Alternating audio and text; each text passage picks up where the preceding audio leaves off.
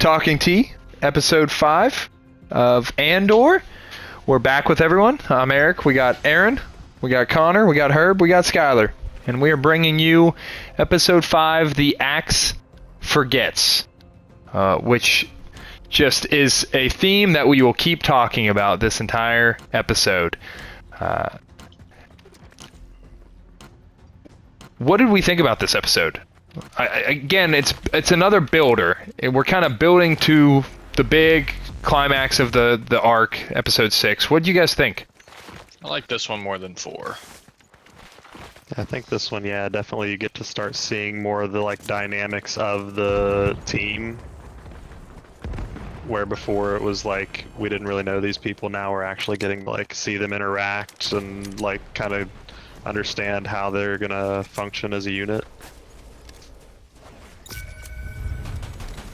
I also think you kind of see just how, potentially unprepared they were for the mission, but they were going to try anyways. They didn't even know how to launch the ship off the ground. Yeah, Cassian did not enjoy that as much as we did, though. I don't think he was as thrilled that they did not have that figured out. It's one of my favorite scenes from this one. It's so hypothetically, if you were going to launch this thing, how would you do it? Is this a test? Yeah. Just answer the question. Yeah. Oh, shoot. Yeah, we will get there. Oh, man. Yeah, I really Cassian... do wonder what their plan was without him, though, you know? They said it. They said we'd figure it out. that was not a plan. Not a plan at all.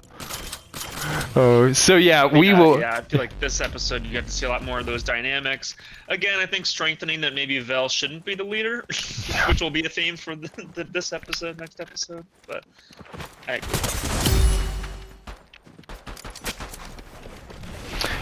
Good old Val. She could be better.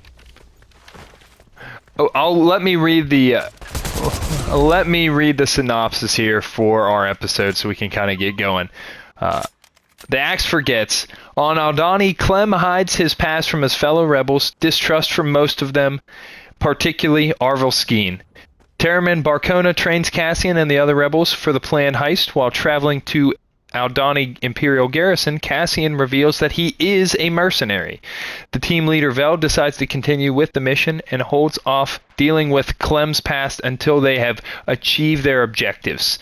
Meanwhile, the Imperial officer and rebel double agent, Lieutenant Gorn, secretly aids Vel's team. On Coruscant, Cyril Karn explores new career prospects with Edie's help.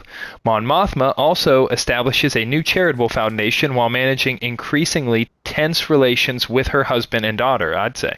Elsewhere, ISB Supervisor Blevin acquires a hotel as the new ISB headquarters on Ferrix. Meanwhile, his rival, Dedra, and her assistant Hurt discovers evidence that the rebels are conducting a series of coordinated heists of Imperial weapons and technology. Luthen anxiously waits for a transmission from Cassian's rebel team. So, a lot of exposition, a lot of background as it keeps building. We start back with our friend Cyril, with Karn. And this is my first big Easter egg. Connor, I looked at the pimp-slapping mother of Karn, and I said, I recognize that person. Do you know who plays Karn's mom?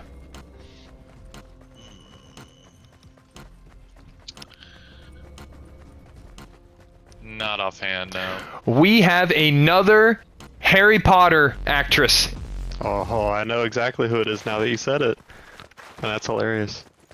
It really, really hit me. And I was like, I swear I think I know who that is. Connor, does the name Mrs. Fig ring a bell to you? Oh, wow, really? Mrs. Fig playing pimp slapping Karn's mom, aka the neighbor that watched Harry and testifies in the Order of the Phoenix, is playing the role at hand. How much digging did you have to do to get that? Not well. Once I recognized it was her, it was not that bad. Nice. Like, but I had to. If I didn't recognize, I'm like, I swear that woman looks familiar. Then I wouldn't have searched it. But yeah, I was so excited. I've been waiting a week and a half to see if Connor caught that or not, as a Harry Pottian. No, not at all. From now on, every character that gets introduced, I'm gonna Google in a Harry Potter so that I can get these questions correct. They really did just get down through that female cast and like check. Like, That one was a deep cut, no doubt about it. Because I don't know how many lines Mrs. Fig has in the Order of the Phoenix, but it is not many. It is not at all many. So, oh man, I was so excited. But yeah, she is the classic overbearing mother. You know, she's pushing the cereal and blue milk, aka Crunchies. That's what they call cereal in the Star Wars universe, is Crunchies. And she's like, I like how it's just an ultimate guilt trip off between these two. They're just sitting there pushing back. It's like, well, you never visited. Well, you could have come. You never came. You know. Oh, I wasn't invited. You got an open invite. Yeah. It's like anyone knows an open invite's not an invite at all. It's I just did like, love that line. I feel like that's like something that everyone knows but no one says. Yeah, I thought that was a fair point by her. The only Yeah. fair point. Yeah, I might Open use that in the invitations future. are not True. actually invitations. now I know if Herb's like, hey, come by anytime, I'll be like, yeah, Herb hates me. No, if someone has an open invite for me, I'll just be like, I didn't come because everyone knows it's not an Yeah. invite. Mrs. Fig once told me. I'd be like, who? Like, come on, man. You don't know Mrs. Fig / Karn's mom? Yeah, Karn's mom. Karn's mom. Karn's mom. That's a different Harry Potter character. Let's say it, Petunia. Oh, man. Yeah, a big thing I took away from that scene is that they just have a very strained relationship. It's And that she is super emasculating. Oh, yeah. Constantly emasculating is mine. No wonder he left and did not come back. It was like that classic breakaway. But she's also so motherly. It's like at the end of their fight, she like pushes the food towards him. She's like making sure he eats and has strength. But it's like she's treating him like a child. Correct. So that's probably why he left to begin with. I did not take any positives from her. I didn't take that as motherly. I thought it was continually condescending. Or like- controlling. Yeah. I will say that blue milk was a big thing for me. I recognized it. Luke drinks it in episode 4. 4. Yes. Yeah, on Tatooine. The bad 2 milk. You are absolutely correct. What a callback. Yeah.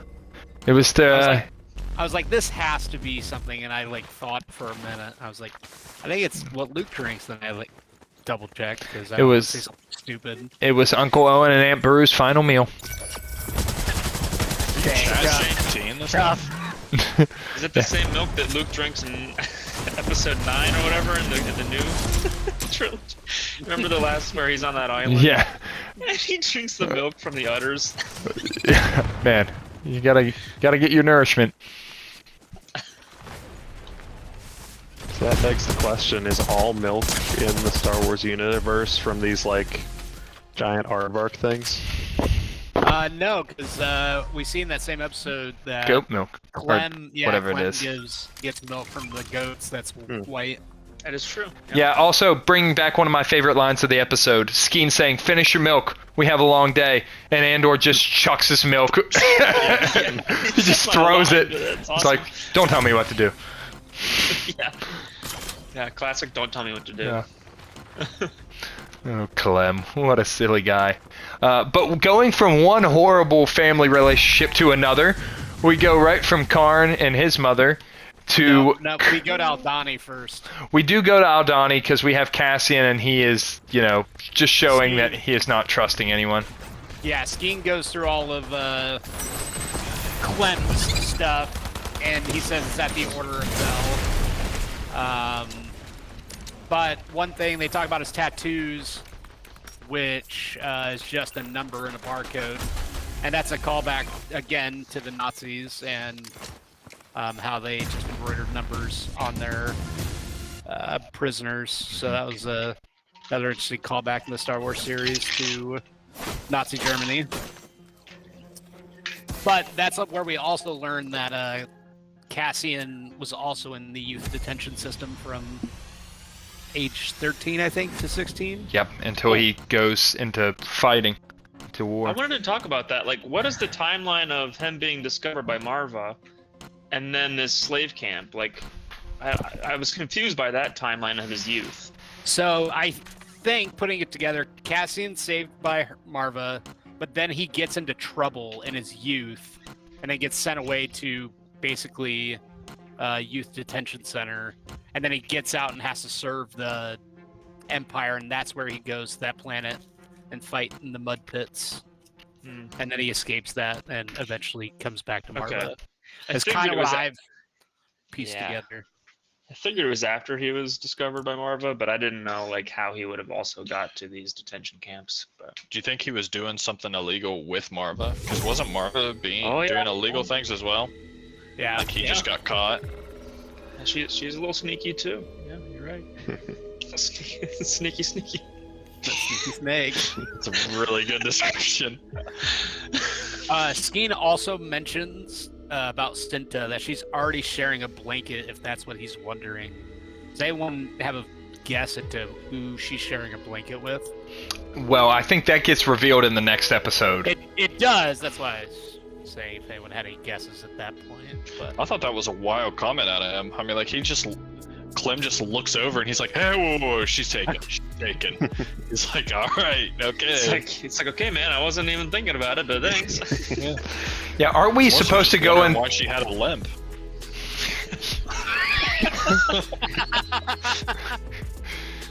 Yeah, he's like, we're kind of in a thing where we're like taking on an entire Imperial garrison and stealing, what is it, like millions and millions of credits. I really am not really that focused on that at this point. I'm worried about I was hoping we dying. were playing with the A team here, not with the B team that's injured. Yeah, Marva's out 6 to 8. She's on the injury report. My arm's busted. We got 5 healthy people. Oh, yeah. So we get that we get that wonderful interaction. But then we go to Coruscant and we get to see just a very uncomfortable situation with a classic teen daughter and the husband who I just wrote continues to stink. Just continues to suck eggs. That guy is the worst. And it's just like, she's like, we're going to take you to school. And her daughter is just so horribly mean. She's like, you don't have to. It's like she thinks she's this prop. And her husband is not giving any support in the situation to Mon Mothma. The husband's obviously using the daughter as like a chess piece. Yeah, I completely agree. I definitely think that's a good bit of realism, though. It shows dynamics of politicians and how like their kids and family can just be prop pieces to them. So I thought that was really good. Like, Oh yeah, good point. See, and I think the daughter partially meant that, but I think really the daughter is just yearning for attention from her mother, and she does this to try and get her attention, and then the dad uses the opportunity to push his own agenda of, yeah, we hate her. And that just further divides that relationship.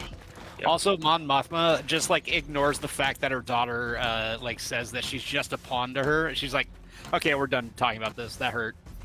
Yeah, that hurt my feelings. She's like, I have no rebuttal to you saying that. Yeah, didn't dispute it either.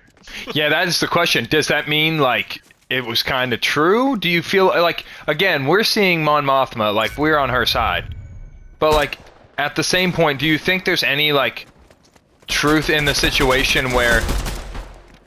Well, you mentioned that we're on her side. Is that because she's what I kind of like ascertained from episode 4 is that she's kind of funding the resistance or alliance? Is that right? Yeah, you're correct. Filter money. So how do you think she's funding it? Like through her avenues as a senator or from her personal wealth? I don't know. She has I think a lot she's of family money, I believe. Okay. Do you think it was personal wealth only, or? I do think they're taking Imperial money. Yeah, I thought because she was talks about how it's hard to move money. That's Well, that why, okay. she says specifically from her family's bank. I don't remember She her saying brings it that. up. Okay. Yeah, I'll get back to you Maybe on we'll that. have to But do some more It's digging on dangerous that. to me. Either way, we know that she's funding most of it. We'll just have to figure out. Maybe it'll be revealed later, kind of exactly how she's doing that. Yeah, we'll clip that. But yeah, her husband is like laughing at the fight. Oh, it was so infuriating to watch. But I did write down her daughter should have caught these hands. And if I said that stuff to my parents, I would have caught those hands. It would have been a bad time. It would not have been a good she time. said the no word. That was what was nuts to me. Yeah, that is nuts. Yeah.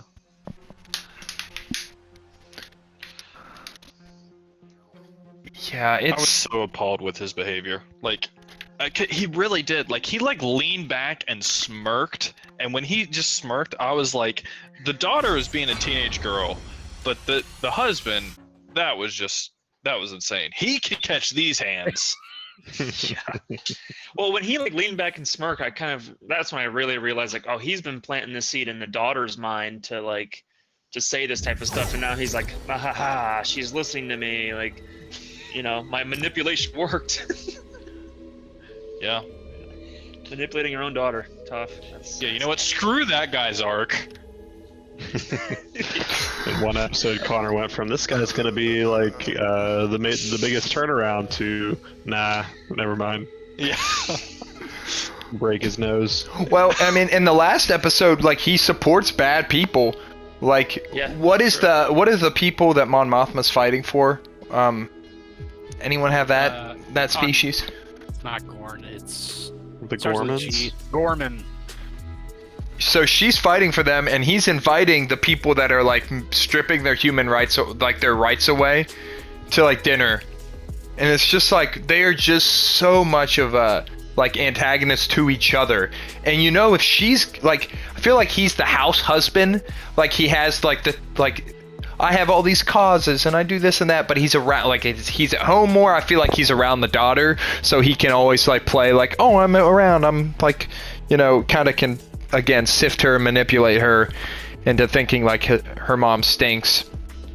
Like, yeah, it's just, you're right. He can catch these hands. We're coming. I was wondering, like, you raised a really good point. Like, he definitely does give off, like, the house husband vibe. But I was wondering if he actually did have a job, or he's just playing the house husband and then hosting a party. I don't think he has a job. I think he just is trying to come up with causes and stuff like that, and are helping with the like, I think he says even in an episode like, oh, you opened another foundation, didn't tell me. Like, I wonder if he's like, doing stuff with that, and he's like mad that she's doing stuff that he's not aware of, but I wouldn't tell him either. But yeah. Do you think that well, we are getting a little bit ahead of it, but maybe mark that for later, because I'm curious if that is one way that she's laundering the money. Oh, definitely. Yeah. Definitely. It is. That is definitely the case, in my opinion. That she's just creating new opportunities to move money around. Yeah, I agree. Anyone else have to get some stuff off their chest about this sucky dad? What's Do his we name? know that guy's name? Perrin. Okay. Perrin with a P. We hate Perrin. Well, I'm gonna punch Perrin. How about that? We're punching. All the homies hate Perrin. Make me put on a Make that t-shirt. shirt. Buy our merch if you're listening. So we close up there. We'll move on, and we will transition over to Aldani. And we get the first mention of Nemec and his manifesto. And Nemec is 100% right. He talks about we are too reliant on the Empire. He says, it's so easy to hide behind 40 atrocities versus 1, which is, man, that's so true to today. Probably another reason Annie doesn't want to watch this show. Because you turn on the news and there's 40 atrocities, and it's just so numbing that it doesn't bother you. But if there's one atrocity that's going on, like, people can get upset and riled up. But it just gets to a point where, like, everyone's just like, I just want to be left alone. There's 40 atrocities as long as one's not happening to me. That's what matters. So Nemec, he's on point. Describes today's world. Yeah. So my point from this, and this is the trope, I might be hitting you guys fresh. Maybe I should have sent this in the meeting notes. What would the name of Nemec's manifesto be? If you have to name it, like, do we have any sort of like cool names? I've come up with quite a few. I'm gonna drop them, but I wanted to see, does anyone have a snappy name for what, if we could rename Nemec's manifesto, what are we naming it?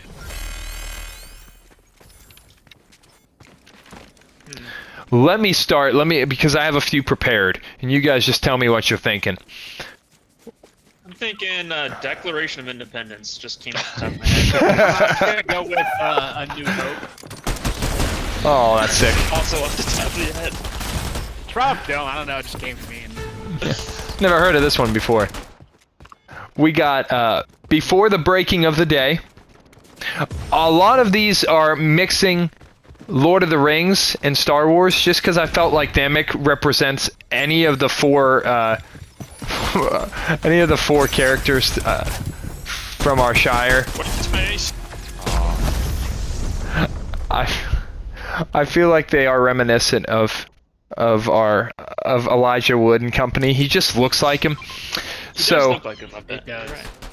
So I have Before the Breaking of Day, Forged in Mustafar, which, instead of kind of combining the ring and the Star Wars universe. The Fellowship of the Rebellion. The One Ring Circus. Small Hands, Great Deeds. And then my favorite is The Will of the Eye, because it combines the Eye of Aldani and the Eye of Sauron. So Yeah, that's my solid. personal favorite. I think that kind of encapsulates this manifesto. Can you explain the small hands ones? Can you read that one again? Yeah, Small Hands, Great Deeds. Why? Can you Just explain similar that? to our characters from The Lord of the Rings, our tiny little fellas. Yeah, but these guys are regular size. Yeah, but he looks like he just reminds me of him. Yes, just reminds me of him. Well, why would he name it that? He doesn't know anything about Lord of the Rings. I'm It's the naming Star it. Wars I'm universe. naming it for him. Or plot twist. Guess who played Namek? Did anyone look that A up? long, long time ago. Yeah. Galaxy's far away. Come on, he doesn't know anything about Lord of the Rings. Dude, the One Ring is as old as time, man. So, yeah. So I thought we could come up with some snappy ones. I feel like it was rude that he didn't have a name for his title character, for his title This thing's manifesto. gonna make it big. He's gonna have to brand it a little bit better. Okay. With such big ideas, you really don't need a good name. Just need it to be there. I'm gonna stick with the Will of the Eye. I really thought that encapsulated That both was good. things. Thank you. Thank you. That one actually makes sense for this series too, because of the Eye of Aldani. Yeah, that's true. Thank you, We guys. got lots of eye-related Yeah, means a lot stuff to me. going on. Means a lot to me. If anyone else has one out there, just drop it in the comments below what you think the name of Nemec's manifesto is. But this is where we get our scene from earlier, where they're theoretically planning how they do it, and they're testing our friend Cassian, or Clem, and they're asking him, how would you account for this? How would you do this? And I just write down in all caps, holy cow, they had no idea how to drive that tank out of that battalion. And Andor was dead on. What on earth would they have done without him? What were they gonna do? They would have just gotten that thing and just been like, I don't know. They literally say they're gonna. It was gonna be ugly, but they would have figured it out. Yeah, it would have been ugly. They would have died. They would I have love how absolutely they tried died. to pretend. They were like, hey, how do you do this? Do you know? He's like, is this a test? And then he figures it out, and I love that part. I like- imagine they would have took someone hostage and forced them to take it off. That would have been smart. I think that's what they meant by like we'll figure it out.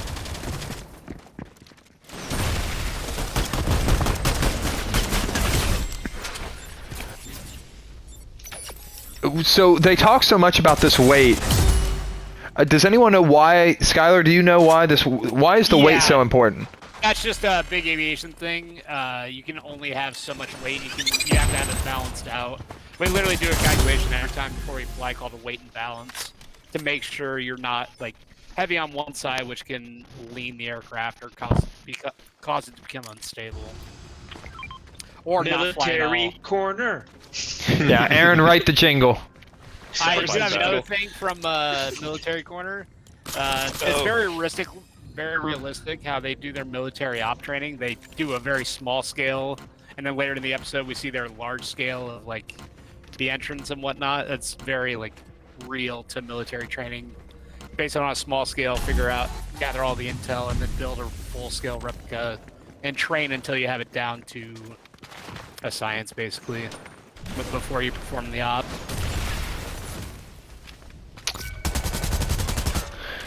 They do practice. They march a lot.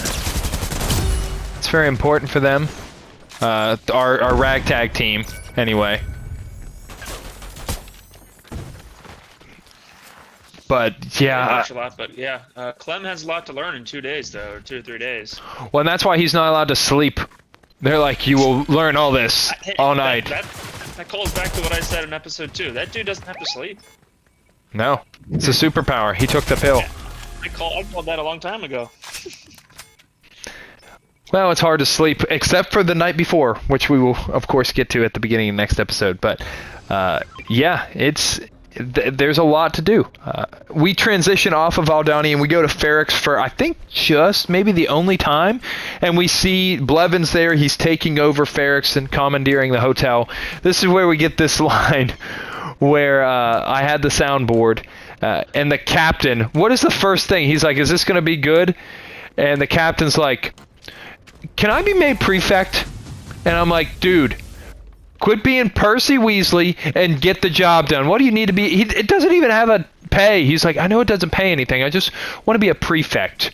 And just gave me insane Percy Weasley vibes.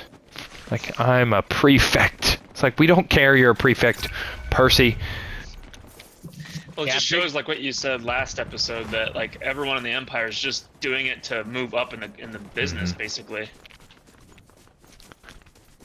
Yeah, it's all about titles. It's all about Titles, yeah, but Portagat's, he's not about that. no. He couldn't care less. He's just making sure the job's getting done.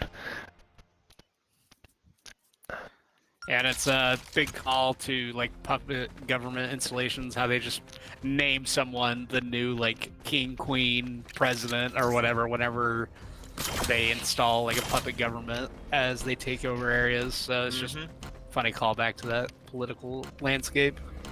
True. Yep, here's the title. Are you happy? Yeah, whatever. Just do. He says, and he asked for the prefect, and he's like, "You can wear a dress for all I care. Like, I do not care what you actually doing. Just get the job done."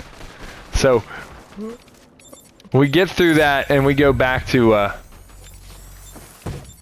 Aldani, and we get to see where they're really impressed with. I guess they're really impressed with Clem and his ability to tell if people are right-handed or left-handed. They're really impressed with that. Did anyone else think, can anyone else like immediately just look at them and tell? Because they're like, oh, what, how does Nemec, what side does he shoot? And he's like, left. And it's like, yeah, he's holding the gun in his left hand. Are you all this dumb that you can't figure that out? They were like thinking Clem is a genius. That was actually one thing, and I'm sure Skyler noticed this too, because military corner, but that was one thing I noticed before he even said it. Like when they were marching, they were holding the guns in opposite directions, like the two pairs, and I thought that was strange just to look at even before he mentioned it. I don't know, agree. Skyler, did you notice that, Skyler? Like right away? Yeah, I did notice that pretty quickly, and that's like not accurate to how at least the American military marches or whatever, but it was very noticeable in the show, and it calls Clem realizing that also shows that he had done time with the Empire in one form or another, but he never tells anyone that. So he almost kind of gave himself away at that point in the episode, but they didn't really catch on. They just kind of determined that he's very observant. Yeah, this man can tell the difference between right and left. He is a genius. So we get to see them fight, and we see this TIE fighter just sees them and flies through the valley. The TIE fighter just doesn't care. Or is it because they say there's other farmers that live in there and they just think he's another farmer? Or like they're just a bunch of farmers? Like when they were going to the campsite, Vel and him hide like when they see one, and they're like really nervous that the TIE fighter's gonna see them on the trek over. But this TIE fighter sees all of them, and they're like, "Yeah, okay." Like, They might look like farmers because of all their sheep that are out and about as well.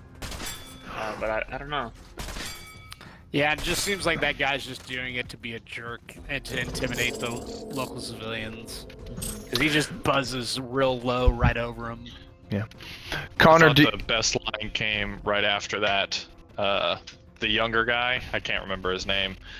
He was like, they think they're scared because they come from the sky. The real fear comes from below. And I was like, whoa, what the? I was like, that really got me. I was like, well, I don't even know the full quote of the line, but that was my favorite line. Was that Nemec? that was Yeah, Nemec. Nick said that. Yeah. That was some wisdom dropping by Nemec. Didn't even see that coming. It was in his manifesto. The will of the eye. right. Connor, you guys have livestock at all at your farm? Used to, yeah. So if a TIE fighter flew roughly like 20 feet above them, do you think they would just be like, huh, that's fine, I'm just minding my own business? Or do you think they would just go absolutely insane? That is such a good point. I did not even think of that.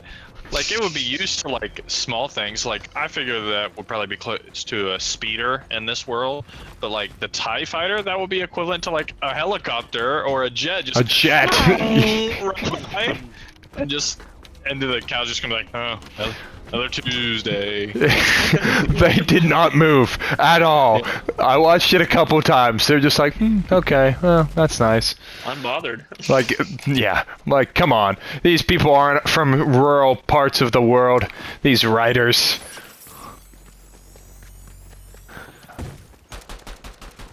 Side note, the TIE fighter noise will never get old in Star Wars. It's so epic still. Oh, so true.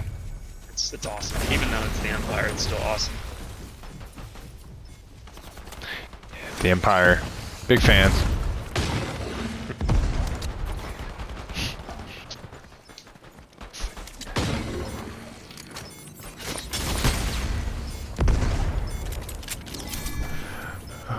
Yeah, so I found that interesting. And we also get first look at who I call DJ Mustache, who is the comms and sound operator of the garrison. And he has just a beautiful mustache, but his headset's so big, it looks like a DJ. So he will be DJ Mustache for the rest of the pod, if anyone is wondering.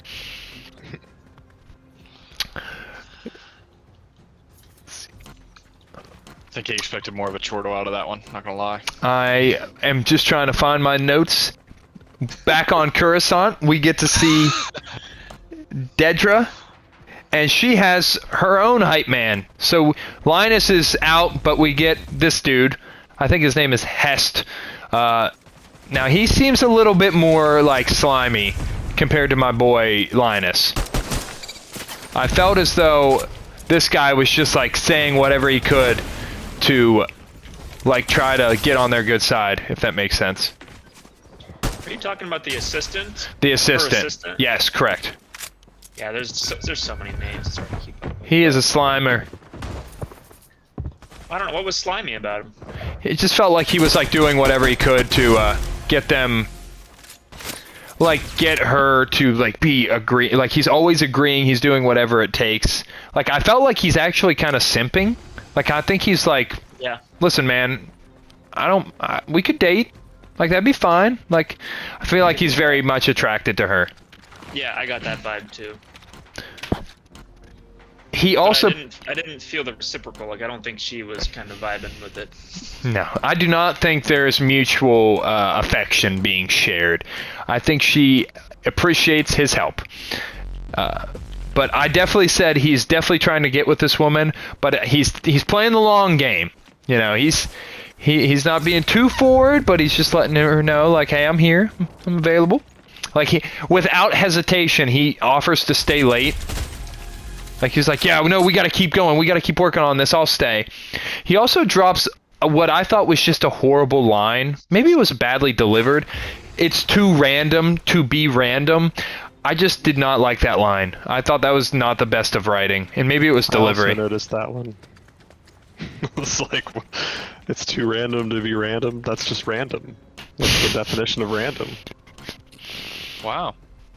I actually, that one really hit for me because I was like, was like their epiphany for me. I was like, that's how they figured out that what the rebels were doing.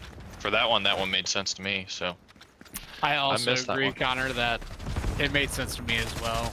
That it's just so random that there's no possible way it could be.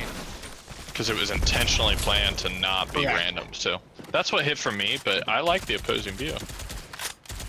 Yeah, it's fine that you guys are wrong. It's no big deal. Is it the fact that like it never happens in the same place that makes it like too random to be random? Yeah, and that's what Like they were if it- saying. Like, never. What did they say? Never jumped over the same Same fence fence twice. twice. Yep. Yeah. Which just shows how good. Like, this just shows how, like, Dedra is, like, a legit, like, threat. Like, she is really good at her job. Because, obviously, we don't know. Like, we don't know that these are coordinated. Like, we don't know if this is an organized... Like, we think she's probably right, but we don't have evidence to suggest she is right about this. That these things are all coordinated. But... the fact that she's thinking about it, where I don't think other people are, they're just worried about their title and stuff like that, I think makes like a big difference. Like, we need her to not be good at her job because we need the rebels to win. She also... I had this question, I didn't know if anyone caught it. She's convinces them, like, we'll each take 2 more files. And as soon as she says that, she definitely pops some Adderall. Like, immediately. I don't know if anyone catches this. She says that and just pops a pill. Back to the Nazis. Yeah, she pops a pill and just... I'm like, what did she take? It has to be some sort of stimulant. Like, some sort of Except in this Adderall. universe, it's probably called a med pill. It's a awake pill. No, it's got to be med. Med has to be in the name. It has to start with med. But I don't... Did anyone else notice that? Her popping that pill? Oh yeah, yeah. I did not. Oh, you didn't? Yeah, I mean, it was pretty obvious that, yeah, she was like, I'm staying the night, popping pills. I'm like, yeah, it's on. Yeah, I just really caught that straight away, and I'm like, yeah. That was one of the, like, maybe 3rd or 4th example of, like, what Skyler's been mentioning, the callbacks to, Nazis, because they used to take meth and stuff to stay awake and be on the front lines. Even Hitler took meth, so Adderall's basically just prescription meth, so. And the whole Star We're Wars getting that. universe, That's getting clipped. it's all based on the Nazis. Introducing a pharmacy corner. Pharmacy corner. Basically it meth. basically is prescription meth, just a little bit toned down. Oh man. So we get back to Aldani, and I just write down, because we get to see Gorn, and I just wrote down, Gorn is playing these dudes like a fiddle. He is playing all these dudes like a fiddle. He's like getting them to argue for like less surveillance in like the place that he knew was going to be where they would be at. He even tries to like back down. He's like, actually, no, we need more security. You haven't painted this. And he's like, he knows they're going to come back and be like, no, please, we got to see the eye. And he's like, haha. Cooked him.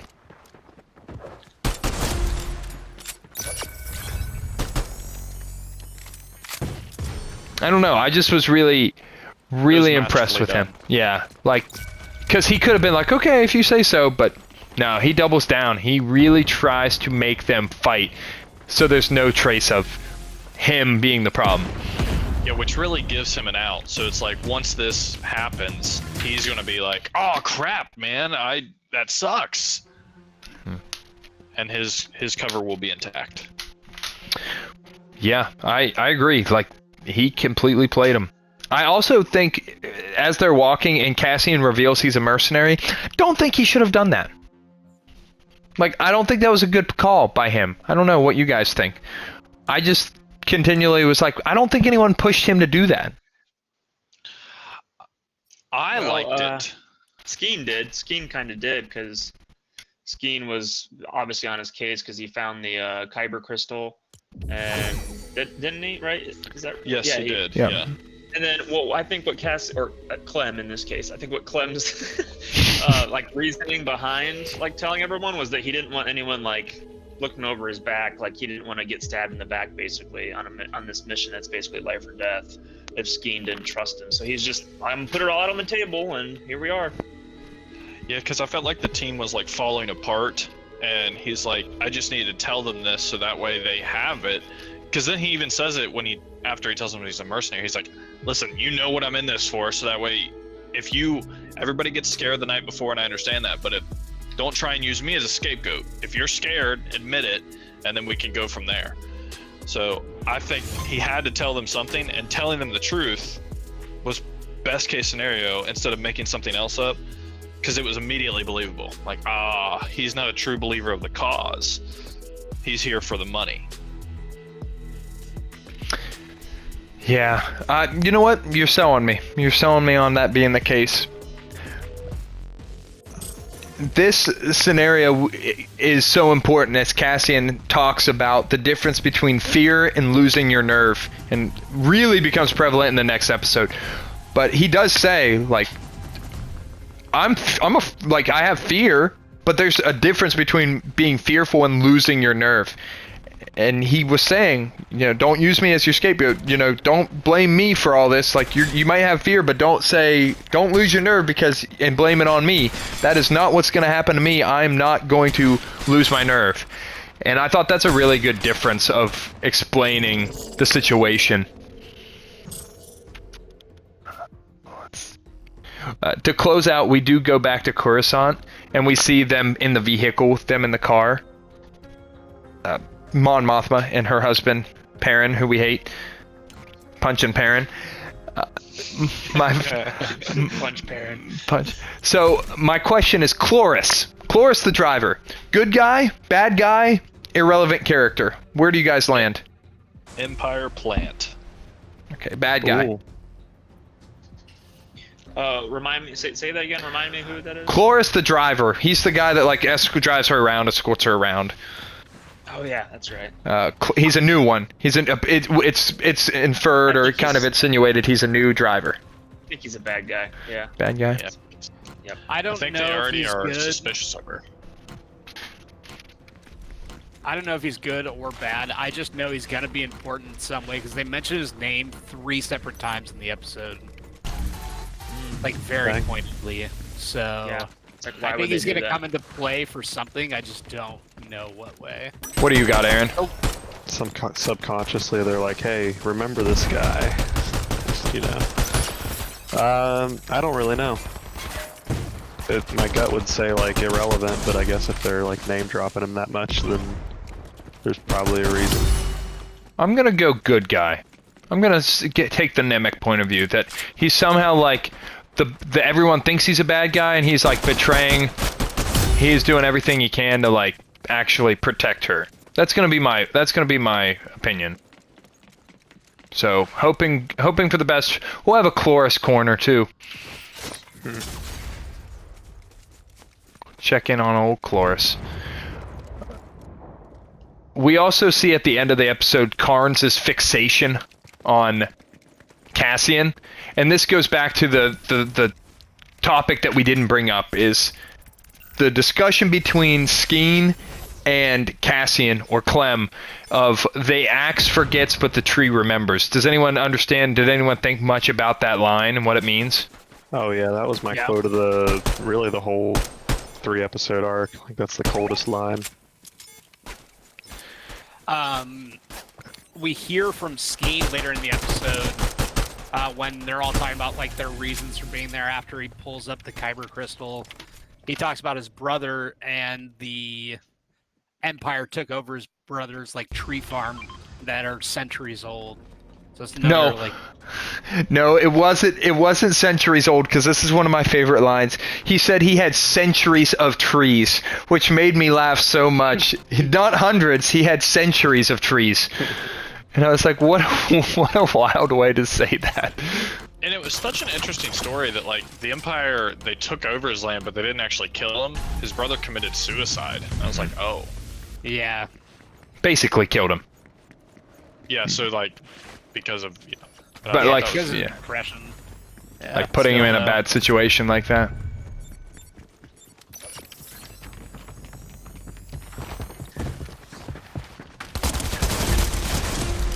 But yeah, I thought that was a good line that like succinctly states that like, you know, the people doing the oppression don't really think too much about it. But like the people that are being oppressed will remember, you know. You're exactly right. So obviously at the end we see Karn and he's looking at that hologram of Cassian.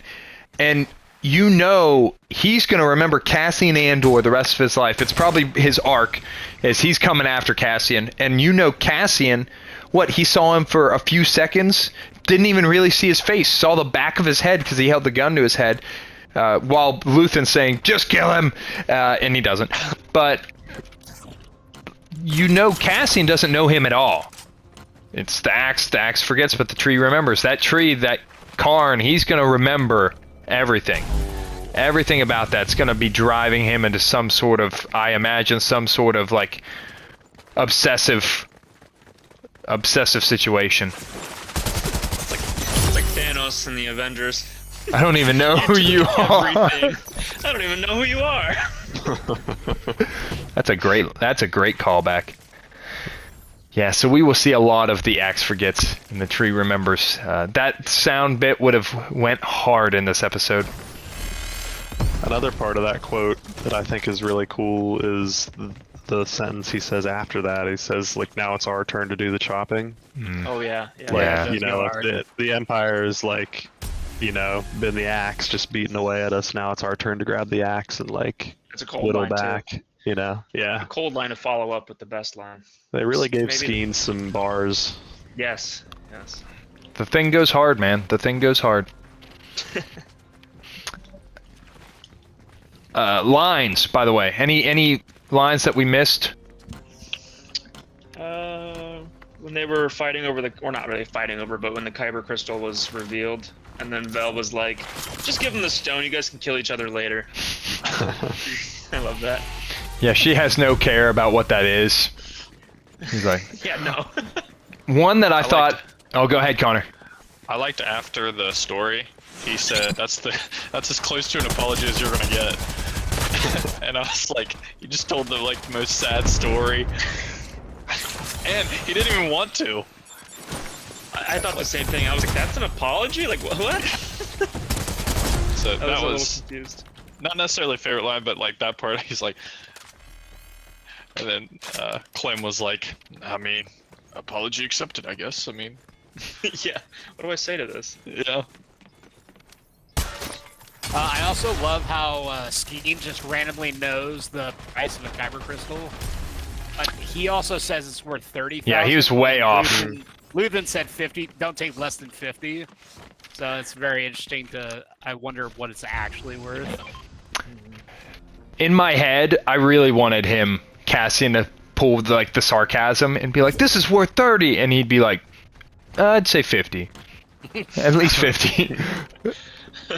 Just really wanted him to throw that out. I thought one of my favorite lines, which I thought would be mentioned, was Karn's mom, Mrs. Fig, saying, "You might as well wear a sign that says I promise to disappoint you." When he's was slouching, I was like, "Dang." It's like, That who is- says that to their kid? But that's just brutal. She's just not a likable person. Yeah. She's not like Mrs. Fig, man. Waiting on me, that sucks. Not like Mrs. Fig.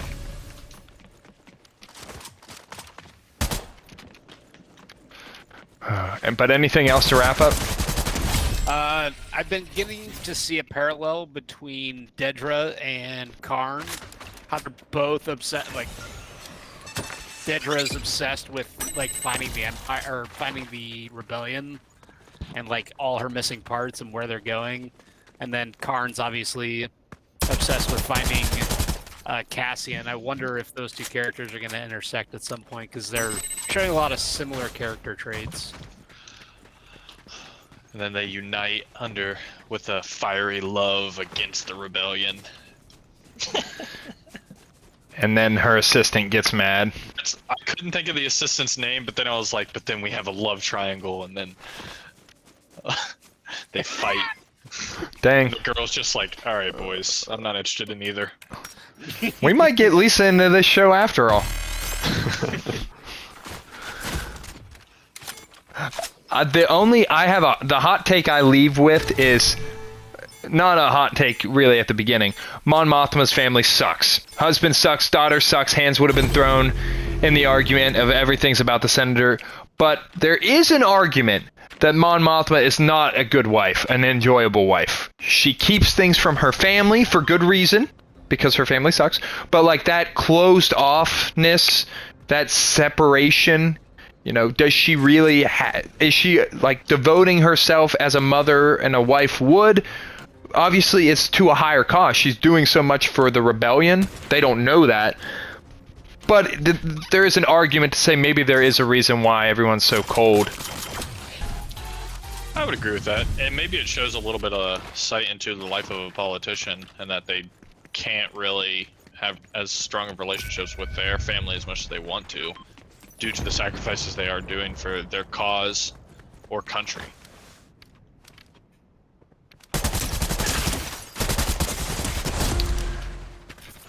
I think you're probably right. I think it just looks in the mirror of like how hard it is to do that stuff well.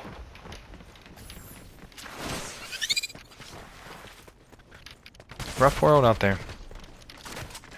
Any final thoughts? We're just leading up. We've made the journey. We are ready for the night before the big fight, right? Mm-hmm. We're at the climax, episode Yeah, 6. we're hoping the fight finally comes. I've been waiting for that since episode 2. Yeah, same. Yeah, Attack of the Clones. I've been waiting on this fight. Yeah.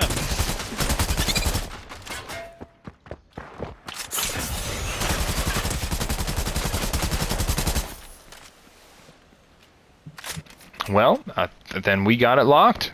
Thank you for watching.